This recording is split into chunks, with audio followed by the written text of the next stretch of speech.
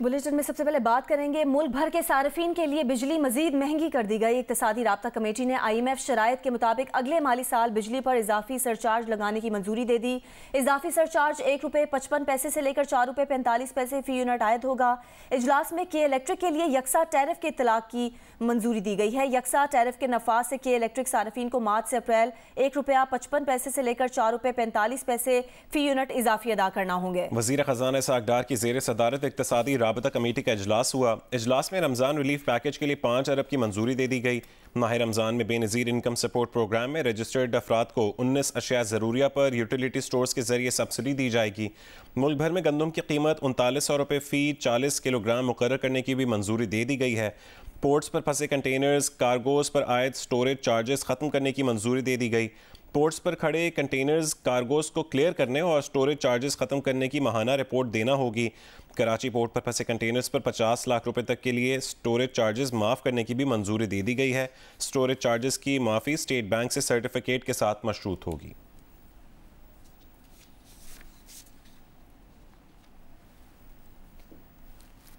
महंगाई ने अगले पिछले सारे रिकॉर्ड्स तोड़ दिए। 48 साल की बुलंद तरीन सतह पर पहुंचकर महंगाई की शरह 31.5% हो गई है।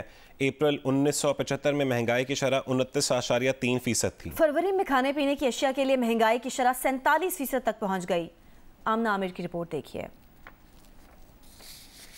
जुलाई ता फरवरी महंगाई की शरह 26.19% रिकॉर्ड की गई। फरवरी के दौरान शहरों में महंगाई की शरह में 4.54% और दही इलाकों में 4.01% इजाफा हुआ। इदारा शुमारियात ने माहाना महंगाई के आदादोशुमार जारी कर दिए। एक माह में शहरी इलाकों में चिकन 19.89%, खुर्दनी तेल 17.21%, खुर्दनी घी 15.59%, ताज़ा फल 15.13% और सब्जियां 14% महंगी हुई। इदारा शुमारियात के मुताबिक इसी अरसे में दाल चना 11%, बेसन 11%, दाल माश 10.35% महंगी हुई। रिपोर्ट के मुताबिक माहाना बुनियादों पर प्याज 17.12%, टमाटर 11%, आटा 3.68% सस्ता हुआ। इदारा शुमारियात के मुताबिक एक साल में शहरी इलाकों में प्याज 416.74%, चिकन 96.86% महंगा हुआ, अंडे 78.73%, चावल 77.81%, दाल मूंग 56.43% महंगी हुई, दाल चना 56% और आटा 55.92% महंगा हुआ।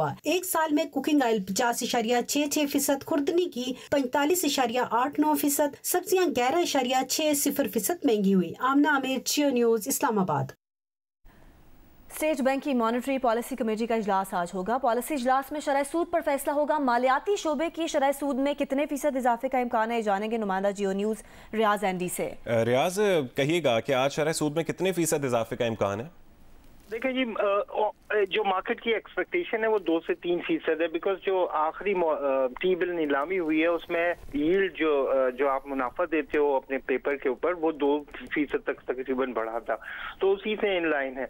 और अभी जो आमना की रिपोर्ट चली है जिसमें महंगाई की बात हो रही है, एक्चुअली इसी को हिट करने की कोशिश की जा रही है कि अगर आप डिमांड को गिरा देंगे तो फिर सप्लाई कहीं जाके मैच होगी और उससे महंगाई कंट्रोल होगी। एंड डेफिनेटली एक IMF की ये शर्त है बहुत जरूरी कि आप मजीद अपनी इकोनॉमी को स्लो करें, तो स्लो हो रही है, उसे मजीद स्लो करने की बात हो रही है। तो आज फैसला है एंड ये इजलास 16 मार्च को था, लेकिन क्योंकि वो IMF की जो शराइत हैं उसमें ये शामिल है तो इस वजह से इसे रीशेड्यूल करके आज 2 मार्च को किया जा रहा है एंड फैसला जो है वो प्रेस रिलीज के जरिए जारी होगा। तो मुतवक्को यही है कि 17% इस वक्त हमारा शरह सूद है, तो वो तकरीबन 19 या तकरीबन 20% तक हो जाएगा। ये अंदाजे हैं मार्केट के इस वक्त की। बहुत शुक्रिया रियाज तफसील देने के लिए। असेंबली गवर्नर के हुक्म से तहलील हो तो इंतखाबात की तारीख देना भी गवर्नर की जिम्मेदारी है। अगर असेंबली गवर्नर के हुक्म से तहलील ना हो तो इंतखाबात की तारीख देने की आईनी जिम्मेदारी सदर मुमलिकत की है। सुप्रीम कोर्ट ने पंजाब और KP में इंतखाबात के अज़-खुद नोटिस का फैसला 2 के मुकाबले में 3 के तनासुब से सुना दिया। सुप्रीम कोर्ट ने अक्सरियती फैसले में करार दिया कि इलेक्शन कमीशन सेक्शन 57 और 58 को मद्देनजर रखते हुए 90 दिन के अंदर इंतखाबात की तारीख तजवीज़ करे। अगर इलेक्शन कमीशन 90 दिन में इंतखाब नहीं करवा सकता तो कम से कम वक्त में इंतखाबात की नई तारीख तजवीज़ करे। मरियम नवाज की रिपोर्ट देखिए। सुप्रीम कोर्ट के 5 रुकनी लार्जर बेंच ने पंजाब और केपी में इंतखाबात के मामले पर खुद नोटिस, स्पीकर्स और इस्लामाबाद हाईकोर्ट बार की दरख्वास्तों पर 2 के मुकाबले में 3 की अक्सरियत से फैसला सुना दिया। फैसले में कहा गया है कि बेंच के 2 मेंबरान ने दरख्वास्तों के काबिल समात होने पर एतराज किया है। पार्लिमानी जमहूरियत आइन के बुनियादी खदोखाल में शामिल है। असम्बलियों और पार्लियामेंट के बगैर जमहूरियत का तस्वुर नहीं। आइन में इंतखाबात के लिए 60 और 90 दिन का वक्त दिया गया है। असम्बली की तहलील से 90 रोज में इंतखाबात होना लाजिम है। अक्सरियती फैसले में करार दिया गया है कि सदर मुमलिकत इलेक्शन कमीशन से मुशावरत के बाद पंजाब में इंतखाबात की तारीख का ऐलान करें। गवर्नर केपी भी इलेक्शन कमीशन से मुशावरत करके इंतखाबात की तारीख का ऐलान करें। गवर्नर केपी ने तारीख न देकर आईनी खिलाफ वर्जी की। विफाक की जिम्मेदारी है कि हर सूबे में इंतखाबात आइन के मुताबिक दी गई मुद्दत में कराए। सुप्रीम कोर्ट ने फैसले में ये भी कहा है कि इलेक्शन कमीशन सेक्शन 57 और 58 को मद्देनजर रखते हुए 90 दिन के अंदर इंतखाबात की तारीख तजवीज करे। अगर इलेक्शन कमीशन 90 दिन में इंतखाबात नहीं करा सकता तो कम से कम वक्त में इंतखाबात की नई तारीख तजवीज करे। सुप्रीम कोर्ट ने फैसले में कहा है कि आर्टिकल 222 के तहत तमाम वफाकी और सूबाई अथॉरिटीज इंतखाबात के लिए इलेक्शन कमीशन की मुआवनत की पाबंद है। वफाकी हुकूमत इलेक्शन कमीशन को इंतखाबात के लिए सहूलियात, अमला और सिक्योरिटी फौरी फराहम करे। निगरान हुकूमतें इलेक्शन कमीशन को इंतखाबात के लिए तमाम तर मदद और मुआवनत फराहम करे। इलेक्शन एक्ट के सेक्शन 50 के तहत तमाम अथॉरिटीज अपनी जिम्मेदारियाँ फौरी तौर पर अदा करें। नुमाइंदा खसूसी अब्दुल कयूम सिद्दीकी के साथ मरियम नवाज, जियो न्यूज़, इस्लामाबाद। वज़ीर दाखिला राना सनाउल्लाह ने कहा है कि इलेक्शन एक साथ और निगरान हुकूमतों के तहत होने चाहिए, यही आइन की मंशा है। जियो न्यूज़ के प्रोग्राम आज शाहजेब खानजादा के साथ में बातचीत करते हुए उन्होंने कहा कि इमरान खान का एक नाकाबिल ज़मानत वारंट गिरफ्तारी मौजूद है। मेरी राय है कि उसे गिरफ्तार होना चाहिए। 25 मई के बाद मंगल के रोज़ मौका था कि इमरान खान को गिरफ्तार कर लिया जाता, मगर इत्तेहादी हुकूमत में फैसले सब ने करने होते हैं।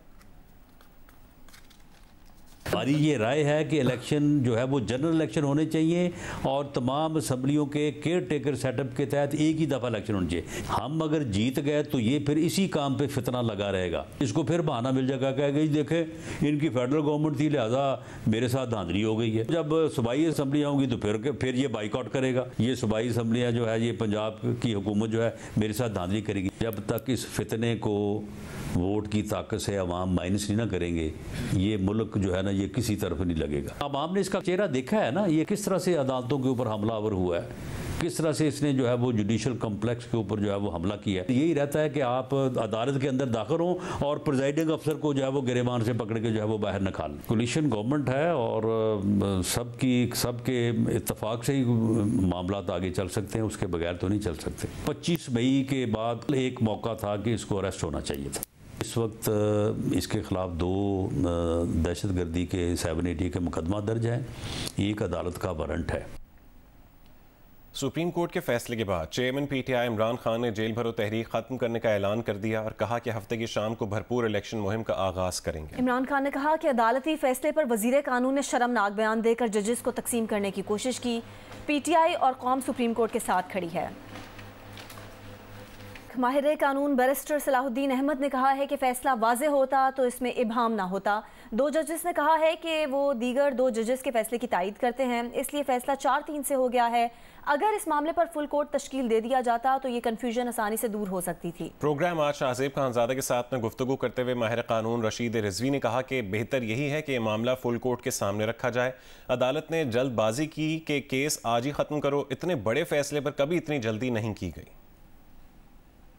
या अफरीदी साहब और अतर बिनल्ला साहब, उनके ऑर्डर्स बड़े दिलचस्प हैं और मैं समझता हूं अगर उनके ऑर्डर्स जरा ज्यादा क्लियर होते तो शायद ये अभाव ना होता। चीफ जस्टिस साहब है, गालिबन उन्होंने कोई एडमिनिस्ट्रेटिव ऑर्डर पास किया होगा, वो तो मंजर आम पे नहीं आया, जिसमें वो कहते हैं कि अब हमने ये 5 मेंबर बेंच बना दिया है। मगर उस 5 मेंबर बेंच में 3 जज साहिबान कहते हैं कि हम इन पिटिशंस को अलाउ कर रहे हैं और दीगर उन्होंने डायरेक्शंस दिए हैं। 2 जज साहिबान कहते हैं कि नहीं, हम 2 तो डिसमिस कर रहे हैं पिटिशंस को कि ये काबिल समात नहीं है, प्रीमेच्योर हैं, और हम जो याया साहब, याया अफरीदी साहब और बिनल्ला साहब के जो ऑर्डर थे उनकी तायीद करते हैं। तो by implication they are saying कि 4-3 से ये पिटिशंस जो हैं वो डिसमिस हो गई हैं। ये तमाम कंफ्यूजन शाहजेब साहब रिजॉल्व बहुत आसानी से हो सकती थी। जो तमाम I think neutral at least commentators सब ये कह रहे थे चीफ जस्टिस साहब से कि एक फुल कोर्ट तश्कील दे के रिजॉल्व नहीं हुआ, ये इश्यूज और कॉम्प्लिकेट होके सामने आया है। इसी वजह से लोग कह रहे थे कि इसको फुल कोर्ट के सामने रखें। एक तो बहुत जल्दबाजी की है, ख़त्म करो आज ही ख़त्म करेंगे, कल फैसला सुनाएंगे।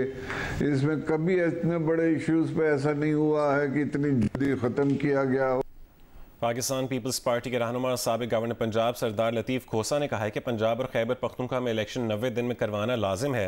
अदालती हुक्म से इनहराफ पर तौहीन अदालत लगेगी। मुस्लिम लीग नून के वकील मंसूर अवान का कहना है कि सुप्रीम कोर्ट से एक नहीं 2 फैसले आए। सुप्रीम कोर्ट बार एसोसिएशन के सदर आबिद जुबैरी ने कहा कि 90 दिन के बाद पंजाब और खैबर पख्तूनख्वा की निगरान हुकूमतें खुद ब खुद खत्म हो जाएंगी। आप समझते हैं कि इलेक्शन 90 दिन में करवाना जरूरी है? देखिए लाजिम है, ये तो आइन की मनता है, कोई जज साहबान ने नई बात नहीं लिखी है। ये तो आर्टिकल 112 आर्टिकल 105 को जब देखें तो ये गवर्नर पर भी सही तरीके से सुप्रीम कोर्ट ने कहा है कि उन्होंने अपने आइनी फ़राइज़ से इनहराफ किया है। और जहाँ तक ताल्लुक़ है पंजाब वाला, पंजाब का मैं खुद गवर्नर रहा हूँ, वो डीमिंग क्लॉज में उसको भी सेंश्योर करना चाहिए था। ये तो सरीहन सुप्रीम कोर्ट के इस हुक्म की खिलाफ वर्जी। कंटेम्प्ट ऑफ कोर्ट भी लगेगी? कंटेम्प्ट ऑफ कोर्ट भी लगेगी। इस ऑर्डर की हद तक जो बात हो रही है वो ये हो रही है कि ये पिटिशंस काबिल समात नहीं थी सुप्रीम कोर्ट में। There were 2 orders of the court today, one authored by 3 members and the other authored by 2 members, and then जो 23 फरवरी का जो ऑर्डर था वो ऑर्डर इन प्रोसीडिंग्स के रिकॉर्ड का बारहा तो ये 2 जज और वो 23 फरवरी वाले 2 जज मिला के 4 हुए। जुबैरी साहब, आप इससे इत्तेफाक करते हैं कि 90 दिन मुकम्मल होने पे पंजाब और खैबर पख्तूनख्वा की जो केयर टेकर गवर्नमेंट्स हैं ये खुद ब खुद ख़त्म हो जाएंगी? जी, क्योंकि उनकी मियाद मुकर्रर की हुई है 90 दिन कॉन्स्टिट्यूशन में, वो उससे एक दिन आगे नहीं जा सकते। चेयरमैन पीपल्स पार्टी बिलावल भुट्टो जरदारी ने कहा है कि उनकी जमात जमहूरी पार्टी है और इंतखाबात के लिए तैयार है। उन्होंने कहा कि सुप्रीम कोर्ट का तफसीली फैसला देखकर ही उस पर कोई तबसरा किया जा सकता है। इंतखाबात 3 माह के अंदर हों या उसके बाद, पीपल्स पार्टी हर वक्त तैयार है। बिलावल भुट्टो जरदारी से बिलावल हाउस लाहौर में पार्टी रहनुमाओं ने मुलाकात की, जिसमें सियासी सूरत हाल और सुप्रीम कोर्ट के फैसले पर तबादला ख्याल किया गया। इस मौके पर बिलावल भुट्टो का कहना था कि सुप्रीम कोर्ट का फैसला जो भी हो उससे पीपल्स पार्टी को फ़र्क नहीं पड़ता। बिलावल भुट्टो ने पार्टी तंजीमों को इंतखाबात की तैयारी की हिदायत करते हुए कहा कि कौमी और सूबाई असम्बली के उम्मीदवारों का पेपर वर्क 1 हफ्ते में मुकम्मल कर लिया जाए। जो उम्मीदवार पहले से अच्छी कारकर्दगी का मुजाहरा करेगा उनको टिकट मिलेगा। टिकट्स का हतमी फैसला पार्लिमानी बोर्ड में करेंगे।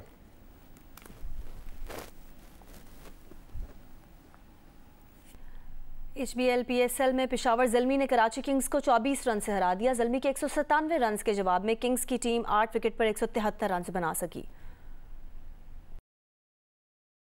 रावलपिंडी में खेले गए मैच में कराची किंग्स के फास्ट बॉलर मोहम्मद आमिर ने पहले ही ओवर में मोहम्मद हारिस और फिर बाबर आजम को 0 पर LBW किया। आमिर ने अगले ही ओवर में साइम अयूब की विकेट भी हासिल की। 2 रन पर 3 विकेटें गिरने के बाद पेशावर ज़ल्मी के नौजवान बैटर हसीबुल्लाह ने काउंटर अटैक किया। हसीब ने 29 गेंदों पर 3 छक्कों की मदद से 50 रन बनाए। टॉम कोलर कैडमोर ने भी उनका भरपूर साथ दिया। फिर रोमन पावल आए और जोरदार हिटिंग की। सिर्फ 34 गेंदों पर 64 रन बना दिए। टॉम कोलर कैडमोर 56 रन बनाकर नॉट आउट रहे। आमिर जमाल ने भी 5 गेंदों पर 13 रन बनाए। पेशावर ज़ल्मी ने 5 विकेट पर 197 रन स्कोर कर दिए। हदफ के ताकुब में कराची किंग्स के ओपनर एडम रॉसिंगटन और मैथ्यू वेड ने 40 रन का आगाज फराहम किया। रॉसिंगटन 19 रन बनाकर आउट हुए, जिसके बाद कराची किंग्स की विकेटें वक्फे से गिरती गईं। तैयब ताहिर 6, इरफान खान 4, शेब मलिक 1 रन बनाकर आउट हुए। मैथ्यू वेड को 53 के इनफरादी स्कोर पर मुजीबुर रहमान ने बोल्ड किया। बेन कटिंग 15, आमिर यामीन 8 और शमसी बगैर कोई रन बनाए आउट हुए। कराची किंग्स 8 विकेट पर 173 रन बना सकी। इमाद वसीम 57 और आकिफ जावेद 7 रन बनाकर नॉट आउट रहे। ज़ल्मी की जानिब से अजमतुल्लाह उमरजई और आमिर जमाल ने 3 खिलाड़ियों को आउट किया। मुजीबुर रहमान ने 2 विकेटें हासिल की। आगे बढ़ते हैं। गिलगित बल्तिस्तान के जिला स्तौर में जारी रट्टू स्नो फेस्टिवल का आज दूसरा दिन है, जहां खिलाड़ी रस्साकशी, वॉलीबॉल समेत मुख्तलिफ खेलों में हिस्सा ले रहे हैं। इस बारे में मजीद तफसीलात बताएंगे जियो न्यूज़ के नुमाइंदे रफ़ीउल्लाह खान आफरीदी। मैं इस वक्त मौजूद हूँ ज़िले क्वार्टर से तकरीबन 40 किलोमीटर दूर, सतह समंदर से 9300 फीट की बुलंदी पे यहाँ पे रटू स्नो स्कूल के अंदर यहाँ पाकिस्तान आर्मी की तरफ से स्नो फेस्टिवल का इनकाद किया गया था। इस हवाले से आज यहाँ फेस्टिवल का आज दूसरा दिन है। यहाँ पे इस फेस्टिवल में बड़ी तादाद में यहाँ पे मकामी लोगों के साथ साथ पाक आर्मी के अफसरान और महकमों के सरबराहान ने भी शिरकत की। इस फेस्टिवल में सिक्की के मुकाबले हुए, साथ में यहाँ पे शिप रेस, वॉलीबॉल के मुकाबले हुए और यहाँ पे दिगर जो कौमी खेल हैं, खासकर बसरा है और रस्सकशी के भी मुकाबले हुए। यहाँ पे बर्फबारी भी हो रही है, साथ में लोग यहाँ बर्फबारी के साथ यहाँ पे इस फेस्टिवल से भी इंजॉय कर रहे हैं। वफाकी वज़ीर इत्तलात मरियम औरंगज़ेब ने इमरान खान के बयान पर अपने रद्द-ए-अमल में कहा है कि कौन सी जेल भरो तहरीक, मज़ाहिया तमाशा फ्लॉप हुआ, तहरीक अब शुरू होगी जब तुम जराइम पर जेल जाओगे। उन्होंने कहा कि आइन का तहफ़्फ़ुज़ तुम्हारा फ़र्ज था जब तुमने आलमी साजिश के झूठ से सदर, स्पीकर, डिप्टी स्पीकर से आइन शिकनी कराई।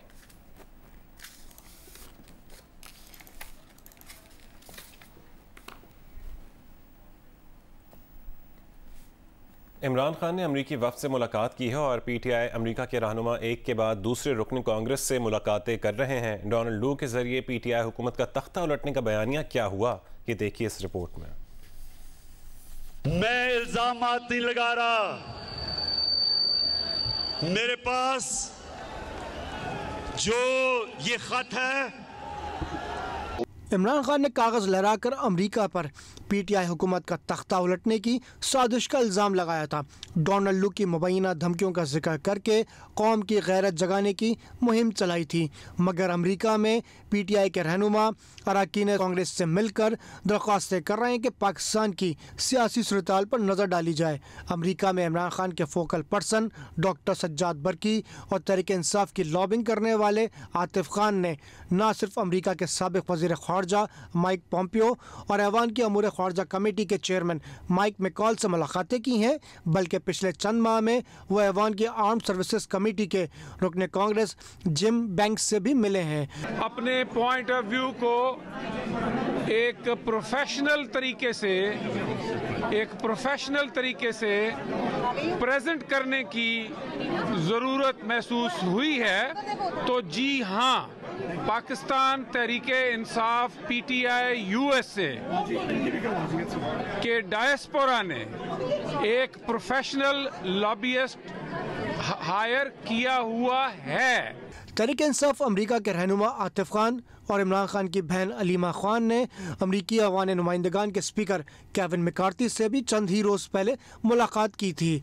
यहाँ पाकिस्तान में इमरान खान आहिस्ता आहिस्ता मुबैना साइबर साजिश को जनरल रिटायर्ड बाजवा से जोड़कर अमरीका के लिए नरम गोशा पैदा कर रहे हैं। जिनका काम है मुल्क की दिफा करना, क्या उनका काम नहीं था कि इस मुदाखलत के खिलाफ पूरी कोशिश करते, रोकते, बजाय न्यूट्रल रहने के? ये गवर्नमेंट साजिश के तहत गिराई गई ताकि ये अमेरिका के पुतलों को ऊपर बैठाया जाए। PTI रहनुमा फवाद चौधरी ने भी अमेरिका के सफीर डोनाल्ड ब्लूम से हाल ही में इस्लामाबाद में मुलाकात की है। साइफर की शर्म थी या कुछ और, मुलाकात की तस्वीर जारी नहीं की गई।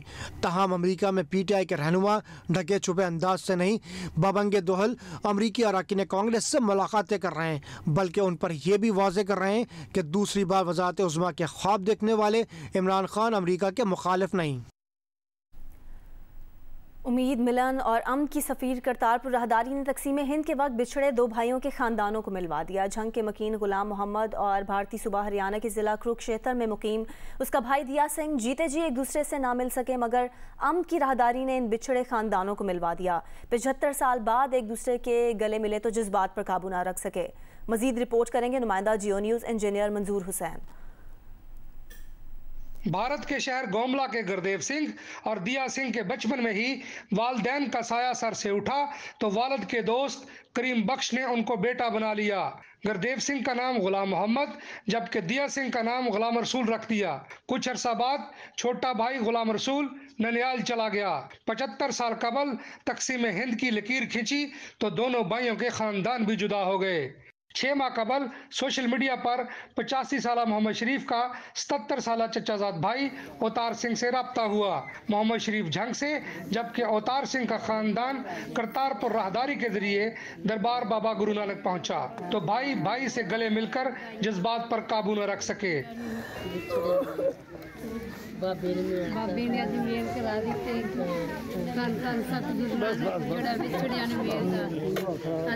पाकिस्तान की हुकूमत नूं अपील करते हैं, साडे पिछले खून मिले, साडे पिछले भैन भरा मिले, सानू इंडिया भी जाने की इजाजत दी जाए आसानी दे नाल, ताकि असीं उत्थे भी जाके मकान देखिए, बाकी का परिवार भी देखिए, सारे मोहब्बत प्यार ने मिल के आई। दोनों खानदानों ने पाकिस्तान और भारत की हुकूमतों से वीज़े देने का मुतालबा किया है, ताकि दोनों खानदान एक दूसरे की खुशी गमी में शरीक हो सके। कैमरामैन मलिक मोहम्मद यूनुस के साथ इंजीनियर मंजूर हुसैन, जियो न्यूज़, करतारपुर।